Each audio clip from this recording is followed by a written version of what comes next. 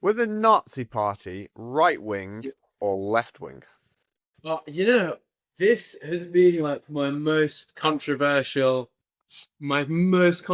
take. So to me, the Nazi Party, the National Socialist Party, are left wing, um, and I don't say that lightly. I'll tell you something quite amusing. At least I find it. I can laugh at it now. Is when I posted that,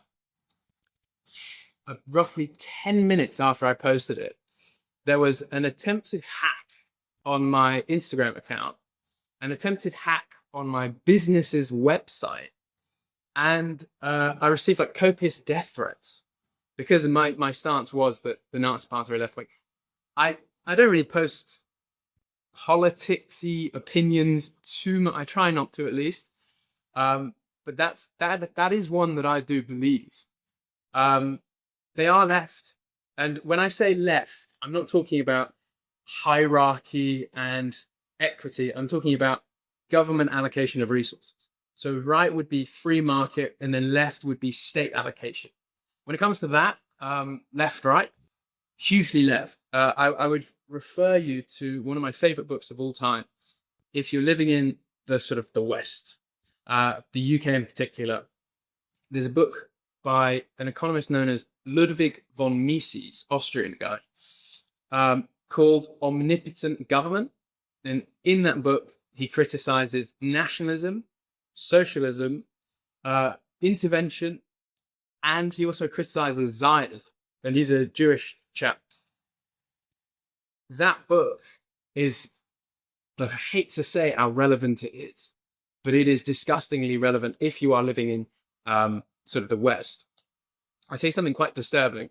Sorry to yap on, but roughly, I think last year in April, I was really curious if sort of political economic theory alone was a good investment strategy, because usually it's a bit of finance and it's a bit of economic theory, yes, but not really like political. So I decided to make a little portfolio just to track, nothing like crazy.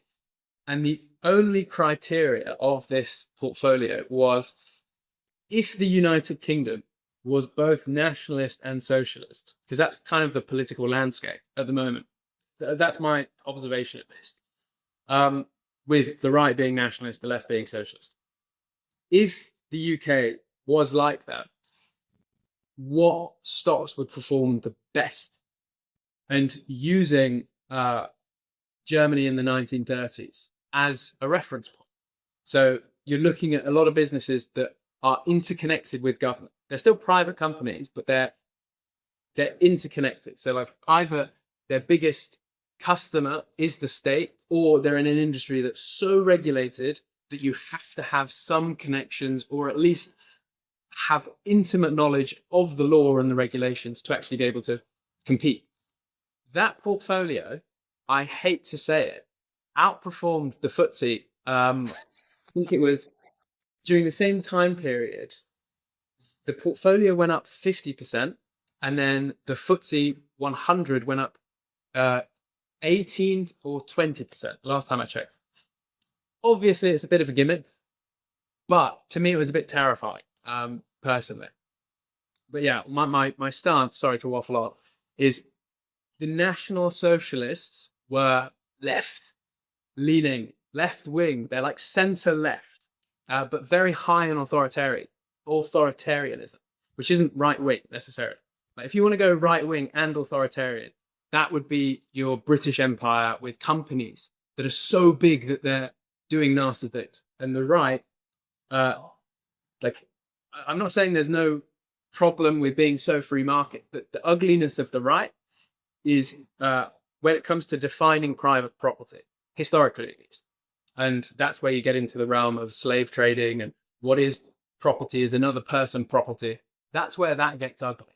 At least that's my sort of 2 cents on it. Sorry for yapping. It's just Never feel the need to apologize argument. for Never feel the need to apologize for yapping. This podcast is a spiritual home for yapping, so it's good to have you, Ali. That's for sure. It's interesting on the the sort of a state allocation of resources. Not Nazi Germany would give newlyweds a loan, and with every child that they had, they would need to pay back 10% less of the loan. And it's interesting that sort of state-sponsored reproduction. And if we look at Hungary at the moment, and they're firmly on the right of the political spectrum, they're flirting with another thing of if you have 4 children, you'll never have to pay income tax again. And it makes you wonder then if the political scale doesn't go from left to right, but it's a circle in which if you go far enough round, you come round to the other side. Yeah, there's a good argument to that, to be honest. Because on both extremes, especially when you're looking at the authoritarian axis, you kind of end up with sort of the two forms of anarchism that are actually really, really similar. But there was I had a thought, it's just escaped. Oh yeah, I was thinking about Marxism quite a bit recently, as one often does. And one thing I found quite interesting, because I always think, like, I'm very big on if an idea lives for a long period of time, there's going to be something good about it, and I do believe that pretty firmly.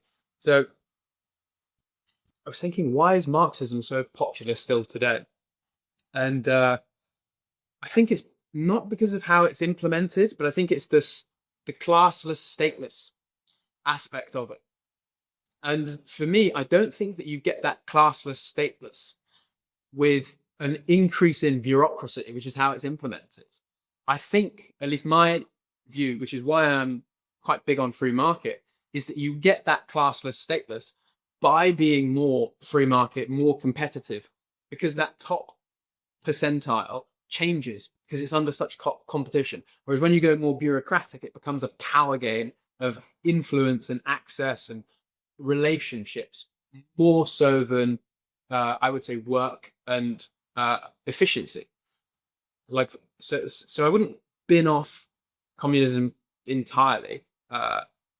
It's the yearning for the classless, stateless thing, which I understand, but I think you get the opposite when you ask the state to do that for you. It might, yeah.